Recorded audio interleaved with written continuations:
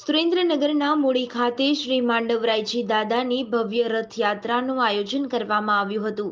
મૂળી ખાતે આવેલ શ્રી માંડવરાયજી દાદાના મંદિરે આજની તારીખે પણ રોજ સાંજે મોર મંદિરના શિખર પર આવીને બેસે છે.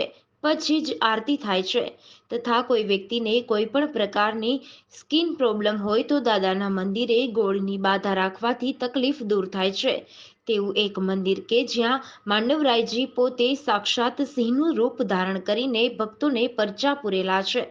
જેમની દર વર્ષે યોજાતી રથયાત્રા આજે પરંપરા મુજબ રથયાત્રા નીકળી હતી, જે મૂળીના મુખ્ય માર્ગો પરથી પસાર થતા ઠેર ઠેર રથયાત્રાનું સ્વાગત કરવામાં આવ્યું હતું.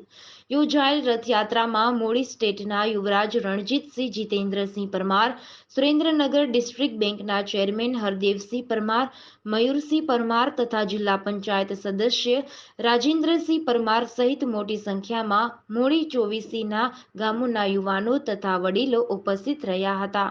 જીડીસી ન્યૂઝ સાથે જયેન્દ્રસિંહ ઝાલા, લખતર.